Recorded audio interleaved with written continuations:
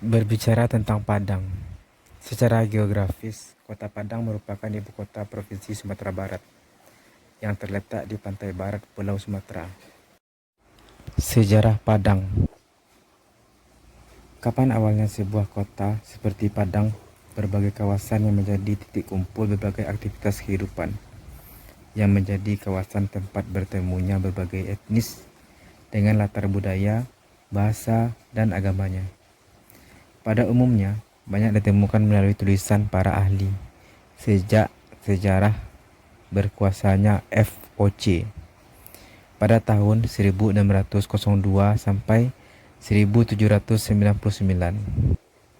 Hal ini dimungkinkan karena memang Belanda yang memiliki arsip lengkap sejarah di daerah jajahannya, termasuk dengan Kota Padang, yang menjadi basis kekuatan dagang dan militer Belanda abad ke-18.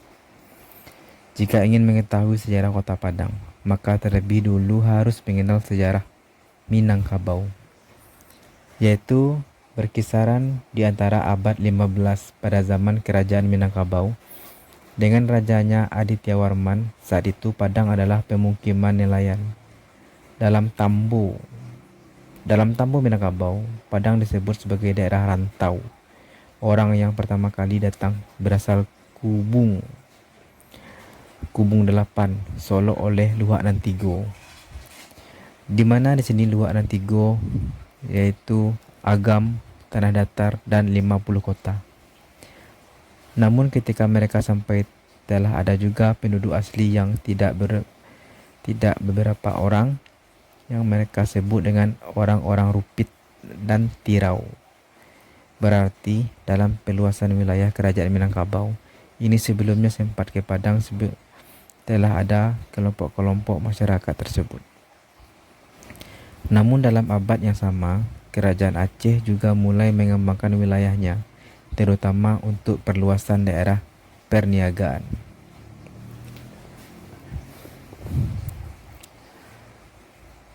Rantau pesisir seperti Padang saat itu dianggap tidak begitu penting sebagai rute perdagangan Minangkabau yang mengarah ke pantai timur melalui sungai-sungai besar yang berasal dari daerah-daerah sekitar gunung berapi. Daerah ini telah lebih dulu menjadi pusat pemukiman, tempat beradanya kerajaan Minangkabau di waktu yang sama. Sebagai daerah pelabuhan, karena selatnya yang luas, pada tahun 1511 sudah tidak aman lagi karena masuknya bangsa Portugis yang disusul oleh Spanyol, kemudian Inggris dan Belanda yang ikut meramaikan Selat Malaka. Peristiwa penyerangan dan pembajakan yang tiada hentinya menyebabkan arus perdagangan menjadi tidak aman bagi kerajaan Aceh maupun kerajaan Malaka sendiri.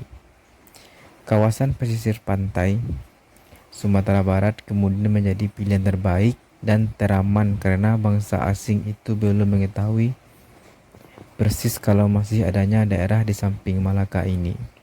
Kerajaan Aceh sengaja mengabaikannya karena masih beranggapan bahwa Malaka adalah daerah prospektif. Namun ketika tidak menguntungkan lagi, maka harus mengambil pilihan kedua, yaitu pesisir barat. Kerajaan Aceh yang berada di ujung Pulau Sumatera dari segi topografinya lebih diuntungkan oleh menjangkau pantai barat, walaupun sebagian besarnya dikuasai oleh kerajaan Minangkabau. Akibat pengalihan ini, muara-muara di sepanjang pantai barat tumbuh menjadi pelabuhan dagang, pelabuhan Tiku, daerah Pariaman, dan pelabuhan Indrapura. Lebih dulu berkembang karena dekat dengan sentral komoditi, yaitu lada di bagian utara dan emas di selatan. Pada awalnya pelabuhan